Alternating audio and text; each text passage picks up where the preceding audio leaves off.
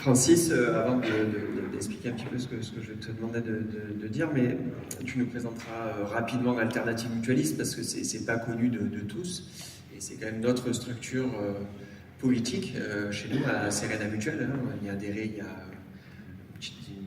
peine une petite dizaine d'années, mais voilà, donc tu nous en donneras deux mots.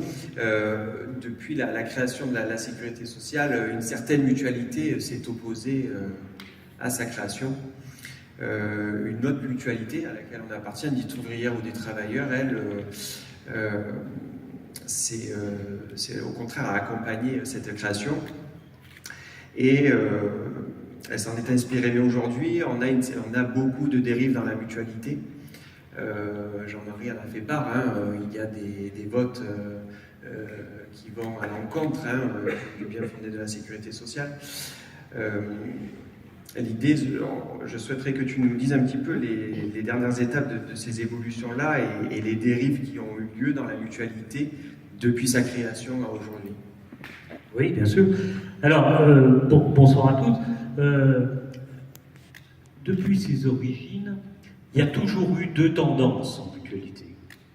Une mutualité napoléonienne, et j'en profite parce que c'est juste en face de moi, vous avez une très belle exposition, comment Emmanuel l'a dit tout à l'heure, qu'on vous a laissé et qu'on laissera, où vous retrouverez tout ce qu'on vous dira. C'est important, c'est bien expliqué, en plus du panneau d'Emmanuel qui retrace les lois de croisade.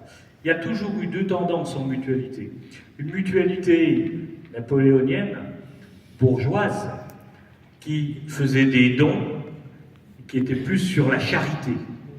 Et une autre mutualité ouvrière, organisée, où il y avait même des artisans, où là, on a vu émettre des premières caisses de secours. Le problème, c'est que ces deux fédérations mutualistes, si on peut appeler ça des fédérations, à l'époque, n'ont pas subi les mêmes répressions. Dernière guerre, en 1945, la mutualité signe la charte de Pétain en 1943. Les mutuelles ouvrières sont interdites. Pour autant, ces militants ne vont pas s'arrêter là. Vont militer, vont continuer. Pour nombreux, ils sont à la CGT. On a parlé tout à l'heure du film La Sociale que nos mutuelles ont financé, le film de Gilles Perret. Le vieux monsieur qui parle dedans, Frégonara, Geoffrey de Frégonara, est notre ancien président, et c'est sur ses traces que nous sommes, et la ligne qu'il nous a tracée, qu'il nous a donnée.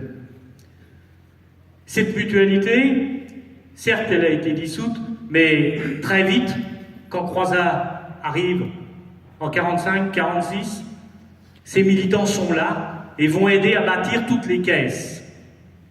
Et je voudrais quand même rappeler quelque chose. Emmanuel l'a dit, la mutualité, la Fédération nationale de la mutualité française, s'est opposée à la création de la sécurité sociale. Si elle n'a pas pu aller plus loin, c'est parce qu'elle avait collaboré avec Vichy et l'Allemagne nazie. Ça, il faudra quand même le garder en tête. En 1945, 1946, dès que Croizat arrive, en 1946, les mutuelles ouvrières sont reconnues par la mutualité, mais pas admises. Pas admises parce qu'elles défendent la sécurité sociale. Et quand elles vont s'organiser dans les entreprises, à côté de la CGT, pour être un rempart au développement de la sécurité sociale. Sauf que le temps va passer.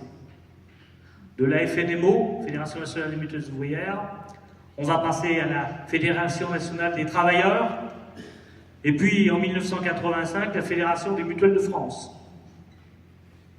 On l'a dit tout à l'heure, en 86-87, un vent libéral souffle. Et pourtant, 87, c'est le président de la République, un vent libéral souffle.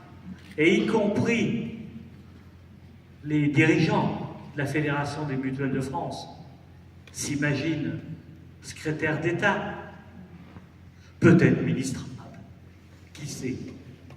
Alors vont travailler à la réunification avec la mutualité française.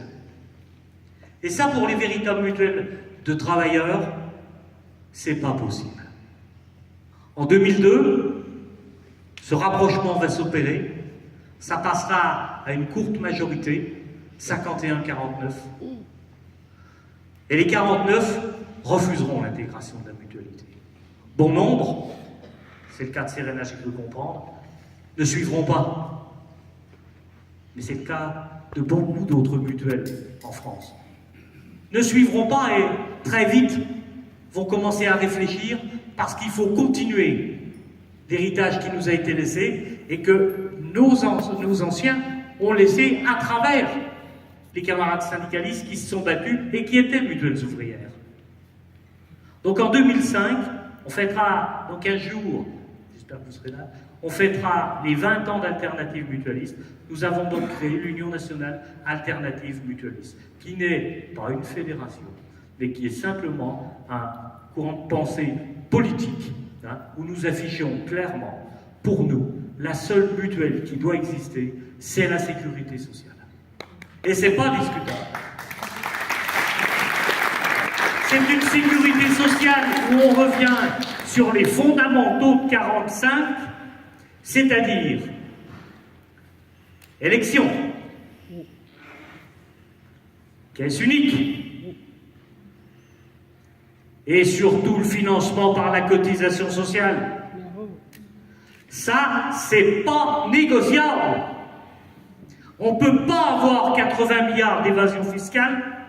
On ne peut pas avoir 211 milliards, on affichait là-devant, mais vous connaissez l'histoire. On ne peut pas avoir 211 milliards d'impôts d'argent qui filent comme ça, qu'on ne peut pas récupérer. C'est nous qui créons la richesse. Cet argent, il est à nous. Et il doit financer notre sécurité sociale. Donc nous, non. Nous l'avons, on le dit clairement et on le redit, on a financé la sociale, on a soutenu Michel Étiévent quand il a fallu réhabiliter et sortir Croizat des catacombes de l'histoire, bien sûr. Et on continuera, tant qu'on le pourra, nos initiatives d'éducation populaire, comme vous le faites ce soir, et donc je vous en remercie. Vous n'êtes pas assez nombreux à le faire, c'est bien dommage, parce que cette belle histoire n'est pas assez connue. Donc il faut qu'on continue de se battre pour expliquer que c'était possible. Qu'est-ce qu'ils avaient en 1945 quand ils créent la sécurité sociale? Ils avaient les assurances sociales. Il n'y a rien dedans. Mais le lendemain matin, on va pouvoir payer les premières retraites, on va pouvoir soigner. Et aujourd'hui, dans une France riche comme nous, avec des dividendes comme jamais on a battu les records, on ne pourrait pas se soigner. Tout à l'heure, on m'a dit, mais c'est pas de l'utopie, ce que vous nous dites. Mais c'est pas de l'utopie des résistants qu'est née la Sécu. Il serait peut-être temps qu'on se bouge le cul. Ah oui, on ne pourra pas toujours nous applaudir. Il va peut-être falloir y aller.